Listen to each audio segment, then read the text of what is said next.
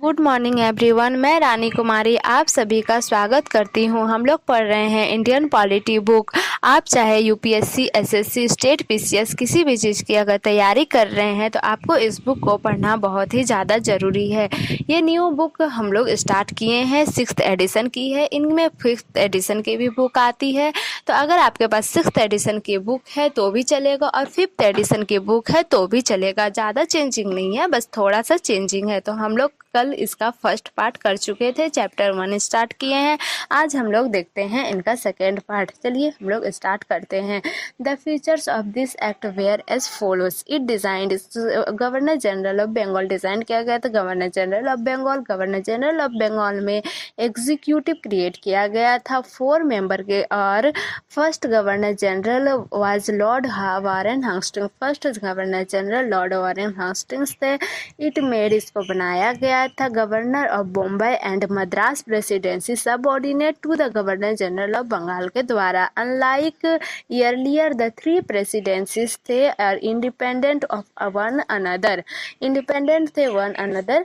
It provided for the establish, इसमें को provide किया गया था, इस्टेब्लिश किया गया था सुप्रीम कोर्ट ऑफ कलकत्ता के द्वारा 1774 में, compromising 1 chief justice and 3 another जजेस। Compromising 1 chief justice, 1 chief justice और 3 अदर जजेस, 1 प्लस 3 इक्वल टू आप कर सकते हैं। It prohibited the servants of the company from engaging and any private trade.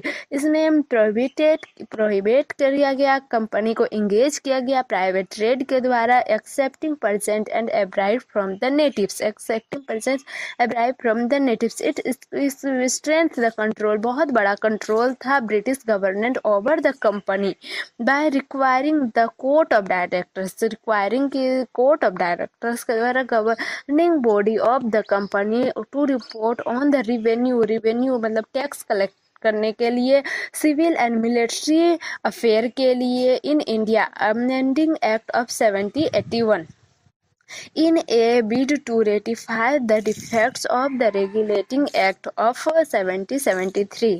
The British Parliament passed the amending of Act 1781। British parliament में 1781 act pass हो गया। It known as the act of settlement. इनके features हम लोग देखते हैं। The features of this act were as follows. It exempted the governor general of council from the jurisdiction and supreme court for the act done by them of their official capacity। इस governor general of council को jurisdiction दे दिया गया supreme court के द्वारा इस act को official capacity से। Similarly the acceptance the servants of company from jurisdiction and supreme court of their official action. Supreme court ने उस ऑफिशियल एक्शन को किया। It included to revenue matter, इस रिवेन्यू मैटर में इंक्लूड हुए, revenue matter में जुड़े। And the matter rising from the collection और रेवेन्यू फ्रॉम द जुरिस्डिक्शन, में कलेक्शन हो रहा था, टैक्स कलेक्शन हो रहा था। इस मैटर राइजिंग बढ़ते जा रहा था।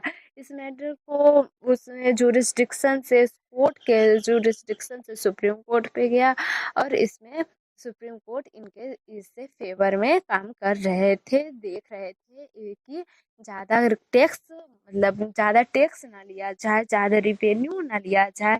इसमें सुप्रीम कोर्ट ने जुरिस्डिक्शन दिया था। It prohibited that the supreme court was from the jurisdiction over the habitat of Calcutta. जो सुप्रीम कोर्ट जुरिस्डिक्शन को कलकत्ता सुप्रीम कोर्ट को यह जुरिस्डिक्शन प्रोवाइड किया गया। तो कलकत्ता सुप्रीम कोर्ट ने इसके supreme court of the jurisdiction from all habitat of Calcutta. It requires the Calcutta it requires the court of administration to personal law of the defendants. The Hindu were to be tried according to the Hindu law and Muslim for the tried according to the Mohammedan law. It laid down the appeals from the provincial court। इसमें appeals किया गया provincial court को कि the governor general of council is not to the supreme court। It empowered the governor general of council frame regulations for the provincial court and council। चलिए हम लोग अब बहुत ही ज़्यादा इम्पोर्टेंट एक्ट को देखने वाले हैं। Fifth India act of 1784। ये बहुत ही ज़्यादा इम्पॉर्टेंट है विथ इंडिया एक्ट। इसको आपको अच्छे से पढ़ना है, समझना है और देखना है। इसको आपको बार बार रिवाइज भी करते रहना है। ये एग्ज़ाम पॉइंट ऑफ व्यू से बहुत ही ज़्यादा इम्पॉर्टेंट है, इसलिए आपको इसको अच्छे से पढ़ना है। चलिए हम लोग अब इसको स्टार्ट करते हैं। The next important act was the Pitt India act of 1784। The features of this act, इस एक्ट के features of whereas follows. It distinguishes between the commercial and political function of the company. Company को commercial and political function कर रही थी। It allowed the court of directors and manage the commercial affair. Court of directors इसको manage कर रहे थे, इसके commercial affair को। But create a new body, but फिर इसमें न्यू बॉडी बनाया गया बोर्ड ऑफ कंट्रोल। फिर इसमें न्यू बॉडी बनाया गया, उनका नाम क्या है, board of control. To manage the, ये भी मैनेज कर रहे थे पॉलिटिकल अफेयर को। दस establish A system A double government. It empowered the board of control to supervise and direct all operations of their civil and military, all operations कर रहे थे civil and military government, और to civil and military and revenue and British profession in India. Thus, the act is significant of two reasons. First, the company territories in India, and the first time called the British profession in India. The second time, the British government was the supreme court over company affair of the administration in India.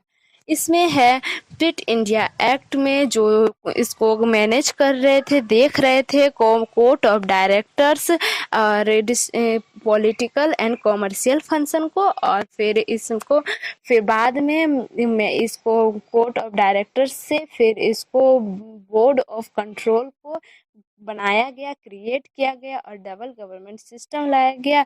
Board of control supervise the direct operation फिर इसमें किया गया। चलिए हम लोग अब देखते हैं act of 1786। In act in 1786 Lord Cornwallis to appointed at the Governor General of Bengal। Governor general of Bengal में 1786 में लॉर्ड कॉर्नवालिस को अपॉइंट किया गया।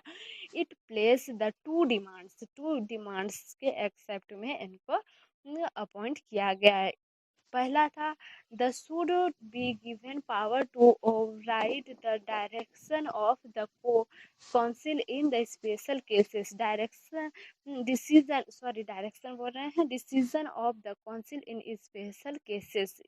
ही would also be commander in chief accordingly. The act of 1786 was enacted the make both and provisions। बस ये दोनों के demand पे इनको लॉर्ड कॉर्नवालिस को अपॉइंटेड किया गया था। कब? 1786 में। Thank you. आज के लिए यहीं तक। कल फिर हम लोग मिलते हैं नेक्स्ट वीडियो में।